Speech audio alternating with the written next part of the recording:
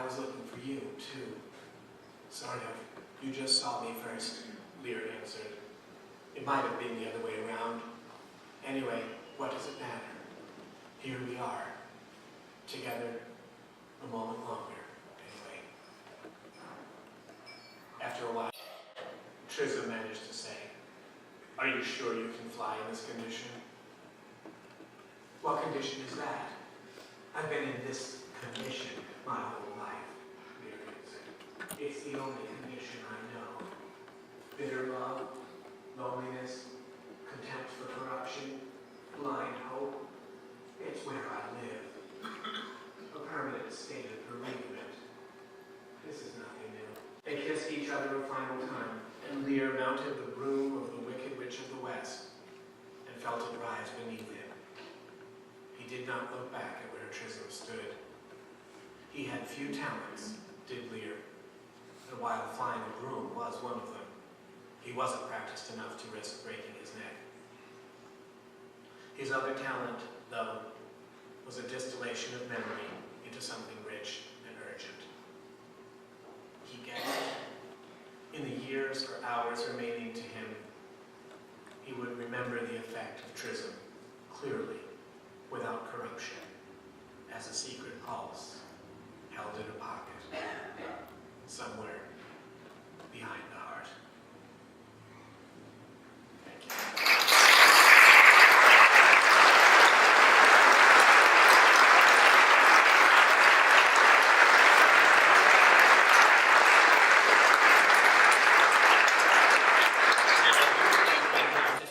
If my watch is right, for questions and answers before D comes up.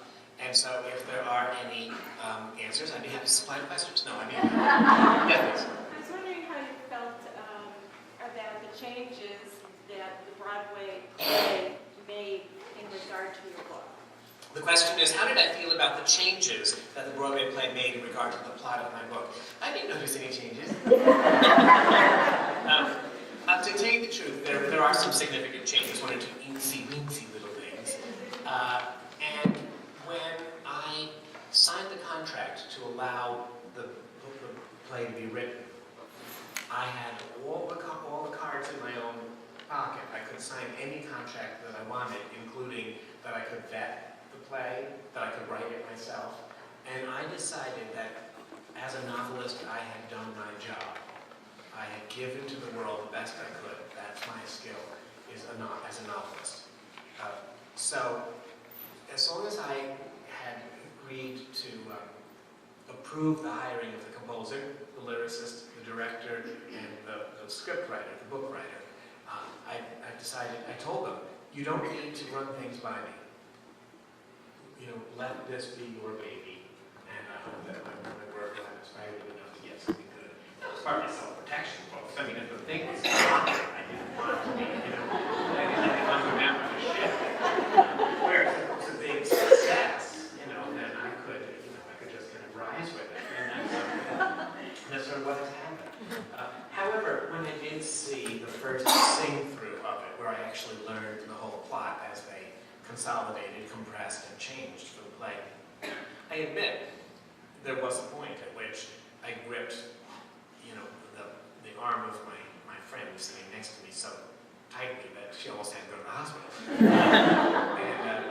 And I wrote 5 pages of notes afterwards to the director saying, I can see what you're trying to do, I can see why you're doing it, maybe we could reach some of the same effects by considering it this way or that way. I don't know if he would pass that letter along, because nothing ever happened. But having divested myself of my little anxiety, I then taught myself to look at the play like a playgoer. And I finally decided that the plot of the play differs from the plot of my novel in some serious ways, but the emotional square on which you end up at the end of my novel and at the end of the play is essentially the same. And the theme is more important than the plot. I wrote the book because of the theme, and if the theme is preserved, the plot could be maybe not anything that it wanted, but I was very happy. People come out of the play and they know what the play is about, and it doesn't really matter to me.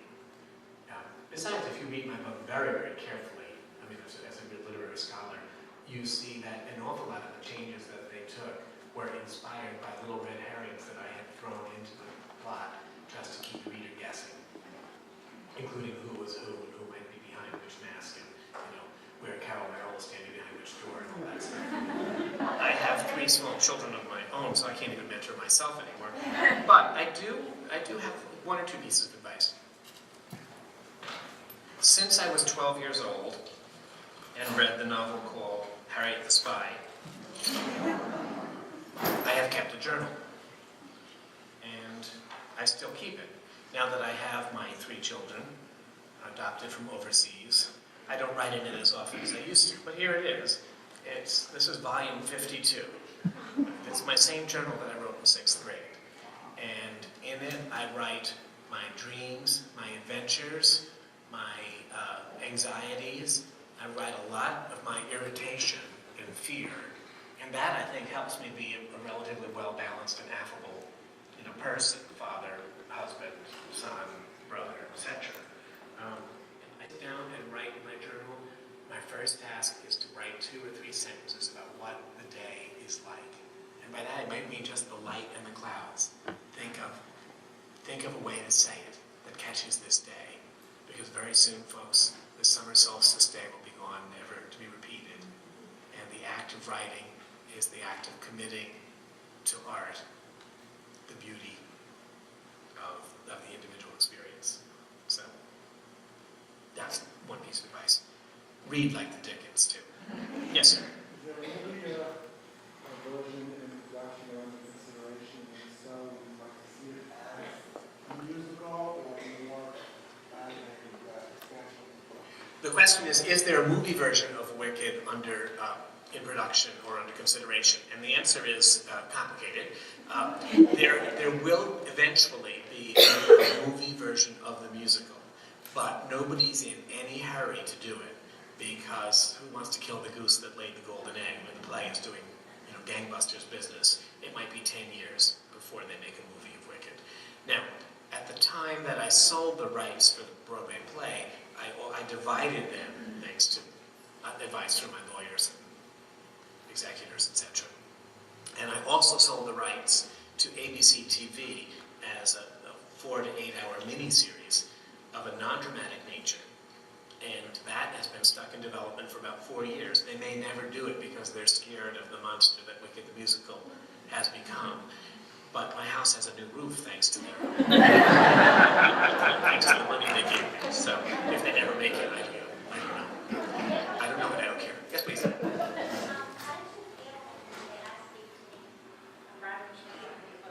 How did it feel when they asked me to make a Broadway show out of my book? Well, I have a kind of Scottish Presbyterian demeanor, and I can look extremely. Well, that's an interesting idea, sir. Perhaps let me think about it. Yes, I know your work. Yes, I'll be back to you. Yes, I'll take some legal advice. Thank you. Thank you. Broadway! Pretty exciting. Pretty exciting.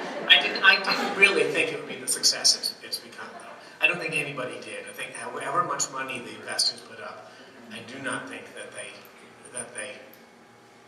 well, for one thing, they were building on, but also working counter to type, one of America's foundation myths, and that's what Dee Michelle's wonderful exhibit is about. The Wizard of Oz is a kind of foundation myth of our 20th century sense of ourselves. So, Wicked builds on that success, but it also contradicts some of it. And so the risks were many, and the route was perilous. It was a big surprise that it was that big, that it has become a success in that nature. Yes, please. When did you know you were going to write the sequel to Wicked? Well, after I started touring about with Wicked, and going to bookstores and things, people would say, "Are you going to write a sequel?" And I'd say, "Oh yes," and it's going to be called Son of a Witch. Ha ha ha ha. Everybody laughed and went home. And I was just a joke for about 8 years. And then Wicked the play started. And although the book had already sold almost 1 million copies before the play opened, it quickly sold another 500,000, the next year. And what it did was bring me a new audience. It brought me an audience of the most intelligent population on the planet, 12-year-old girls. And, the book was not written for children. It was published by an adult publisher, and I was so concerned that those who read my children's books might think this is another children's book, that with some negotiation, we even left off my author's bio that I wrote children's books, so that people wouldn't make the mistake. I did not write it for young people to read. And I put in it lots of things that are not appropriate for young people to read. Nonetheless, the play being the great advertisement that it is, girls are smart enough to go back and look to the original source. And they plow through the 407 pages in 11-point type. And they write me letters about it. And sometimes they say, what do you think about the plot changes? And sometimes they say, how did you feel when you heard it was going to be a play? But more often than not, they say, whatever happened to the character who was a political prisoner, to the only 12-year-old girl in the novel? Fiero's daughter, Noor. What happened to her? The last time we see her, the witch is in negotiation with the wizard. And suddenly she sees this girl that she hasn't seen in several years. She jettisons all her high ambitions. And she says, give me the girl and you can have anything you want. Give me the girl and you can have the Grimmery. Give me the girl and I will cease and desist. I will remove myself out to the west of Oz. You'll never hear from me again. Give me the girl! He won't do it. And she leaves. In that campaign, as in so many others, unsatisfied and feckless. Girls start writing me. They don't say, who do you see yourself as? Galinda or Alphaba? They say, what happened to the girl? Girls know that books are important, and they know that plots are important. Well, what am I going to do? We've now entered the second Gulf War. Am I going to say, well, check www.amnestyinternational.com if you want to learn a little bit about what happened to the girl? Of course not. In the years since I wrote Wicked, I adopted my 2 sons from Cambodia. I have them primarily because of what Pol Pot did in Cambodia in the 70s. And I adopted my daughter from Guatemala. And so now I have a daughter. I'm a different writer than I was when I wrote Wicked. I've got my own children. And the question, what happened to the girl, is a lot more important even than it was 10 years ago. So the combination of that question and the increased interest in the story myself, because I saw the play, I've seen the play 19 and a half times, literally, just made me go back and think, I'm not done thinking about this topic. If I am done, then it's, I've only got 5 days left to live. This is an important topic. How are we responsible citizens? What do we do if we weren't born with silver spoons in our mouths? What do we do if we're not glib? What do we do if we can't get to the position that we want? How do we make the world just anyway? And I had to write it because I couldn't get away from it. I knew people would say, hasn't he milked that, bloody cow enough? I mean, come on, leave it alone. But I couldn't help it. I had to do it. We have time, I think, for 2 more questions. Yes, please? I don't want to give too much away in case anyone hasn't read some. Spoilers. Yes? But that last line or something, which kind of left us hanging, were you going to write another one? Well, I did not think I was going to write another one. But I think there are probably going to be 2 more books. There's going to be a Slender book that comes out in about a year. I haven't started it yet, but I kind of know what it's about. And it's going to be like a novella, maybe 120 pages. And then there will be a 3rd book, and that will be it. So, boxed set in 2012. Yes, please. Did you have to obtain any sort of special permission, seeing as you were writing about characters that are already copyrighted and such a huge deal in our society? Did I have to obtain any special permissions since I was writing about copyrighted characters? Well, if you notice, when I read the scene about Elphaba singing in the pub, she didn't sing the words over the rainbow. And when I wrote about the ruby slippers, I didn't call them ruby slippers. I called them silvery shoes and spangled footwear and things. There were many significant changes to the plot of the 1900 novel, The Wonderful Wizard of Oz, that the people who made the 1939 film had done. Technicolor had just come in for one thing, so some of the color, that's why the shoes got red. They made a nicer contrast with the witch's green skin. When the book was ready to be edited, a bank of lawyers went over it and made me take out anything that was too closely suggestive or that quoted from the play, or from the movie. Now, what I did to write the story, I was living in London, as I said. I took some sticky Post-its, and I put them on my kitchen cabinets, and I wrote down, especially for the part of the scenes that the witch was in both the play and in the novel, I wrote them out and I charted out a timeline. What happens, in the novel, in the Wonderful Wizard of Oz, the witch only shows up once. It's really chapter 7 or something. She doesn't come earlier. She's talked about, but Dorothy only meets her once out in the West. In the movie, of course, we know she kind of shows up a number of times. I tried to draw a line between the scenes that were in the novel and the scenes that were in the movie, and I tried to set my scenes 10 minutes earlier, or in another part of Oz, or from another part of the room, or from another character's perspective. So whenever I referred to things that were popularly known and understood, it was always from a slightly off-kilter perspective. Because let's face it, that's where most of us live, slightly off-kilter. One last question. Yes, please. Besides Wicked and Son of a Witch, what's your favorite of your other novels? Well, I'm writing a novel right now called What the Dickens, and it is a novel for children. It's a thick children's novel, 200 pages or so. It's about a rogue tooth fairy who gets separated from his tribe at birth and flies around being unsure as to why he has this compulsion to steal, dental appliances. He doesn't know that there's a whole culture, that there's a civilization of tooth fairies. He thinks he's the only one on the planet. And while it's very light and frothy, the story is being told in a kind of a Hurricane Katrina type situation by a young man without much power trying to keep his young cousins from going ballistic with fear. And so it's a story about the value of storytelling as well as the value of instinct. Now, last thing. I brought some show and tell stuff, which I'll wait till after Dee speaks in case it's of interest. But when I went out on my first book tour, my friend, the novelist Alice Hoffman, who had written Practical Magic, said, Gregory, are you going to, is Harper going to send you a chaperone? And I said, no. And she said, well, you might need one. She said, well, let's face it, you're not very cute. Thank you, Alice. Not true. Not true. But you're just cute enough that you might get in trouble. You're so dangerously affable. So, fans can, here's a rule. Never leave a bookstore with somebody you've just met. Do you want to tell me a little more, Alice, about your life? She said, you need a chaperone, so if Harper's not going to supply you one, I will. And she gave me this chaperone.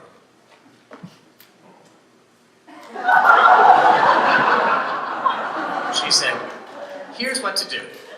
She said, take this, and when you go into a cunning little bistro next to the bookstore where you've just, signed books for 4 people and their deaf dog, she said, order yourself a little split of champagne. Do not drink it. Set it on the table across from you. Position the Wicked Witch of the West.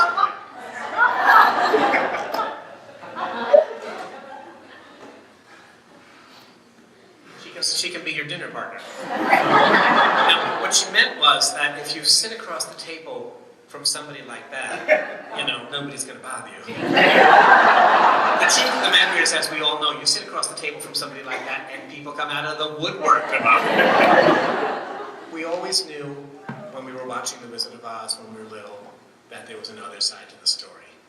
There had to be. There was too much that was unexplained. There was always another side to the story. And in our national anthem, there ought to have been a verse about her.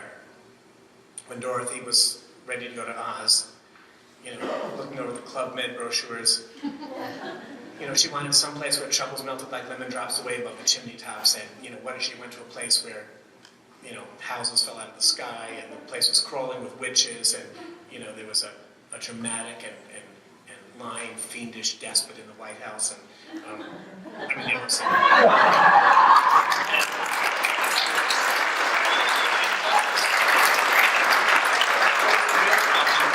She didn't hear the other verse, and the other verse was, somewhere over the rainbow, she's there too. And the dreams that you're scared to dream really do come true. Thank you.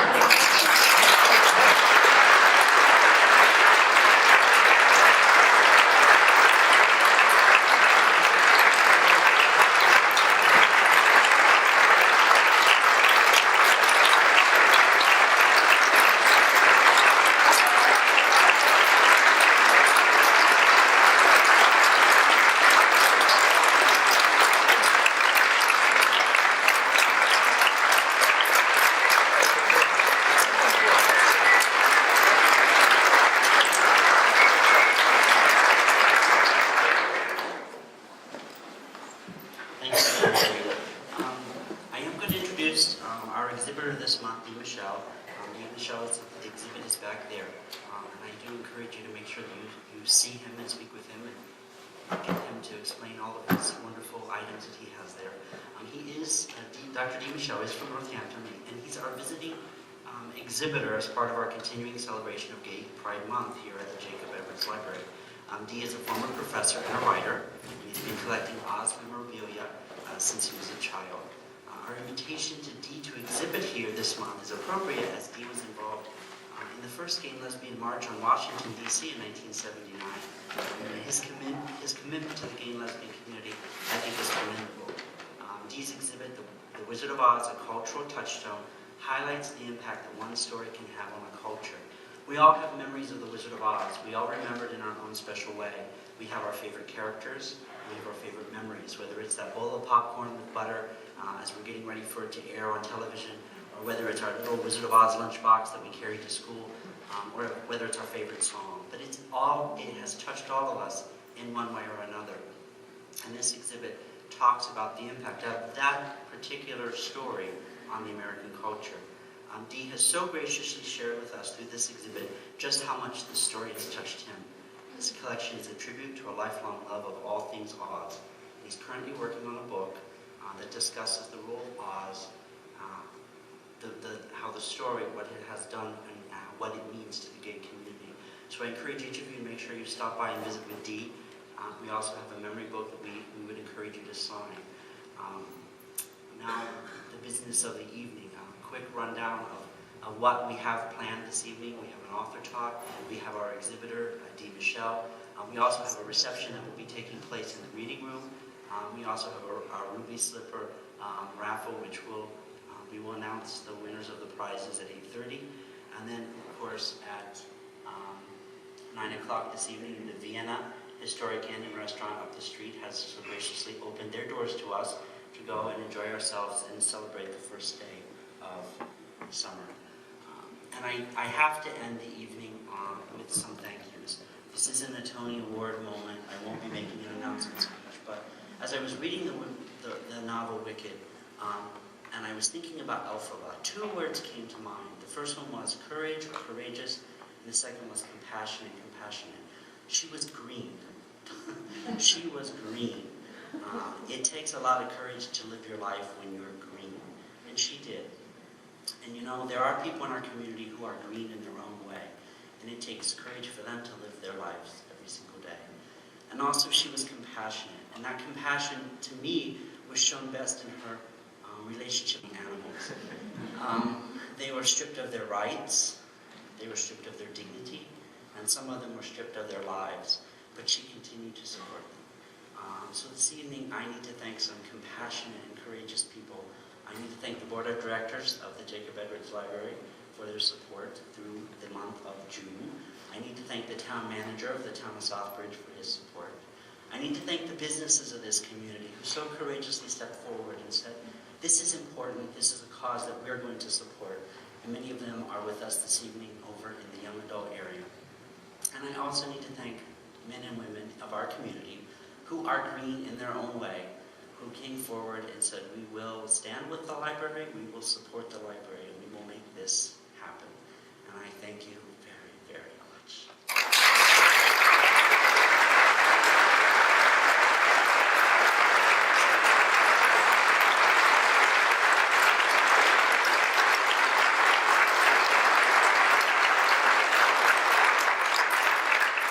I wanted to make sure that everybody saw who Dee was. Dee, would you stand? This is Dee Michelle.